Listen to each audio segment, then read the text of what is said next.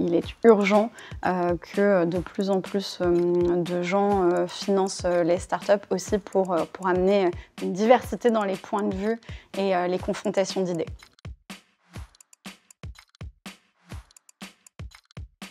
Si une idée vous anime du matin au soir, jour et nuit, dans vos rêves et vos pires cauchemars, c'est qu'il faut y aller.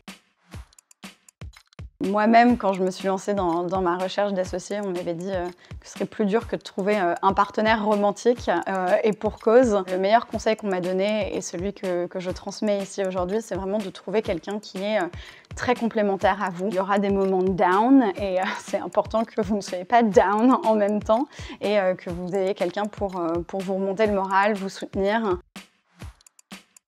Parler au plus grand nombre. Souvent, quand on se lance dans un projet, on ne veut surtout pas en parler et on veut le garder secret. La réalité, c'est que plein de gens ont les mêmes bonnes idées en même temps et que ce qui va faire la différence, c'est la qualité de l'exécution.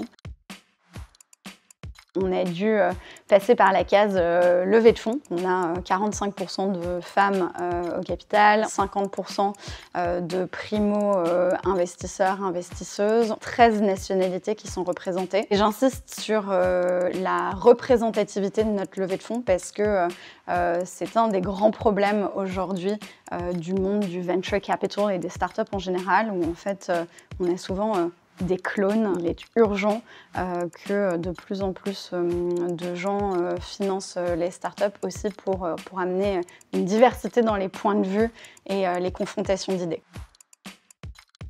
Se faire accompagner, sans aucun doute. Et nous, ça a été l'un des premiers investissements de notre société. On s'est entouré des services d'une DAF à temps partiel. Nous, on a décidé de se rémunérer à partir du moment où on avait finalisé la première levée de fonds. C'est avant tout grâce à un entourage extrêmement présent, extrêmement à l'écoute, extrêmement bienveillant.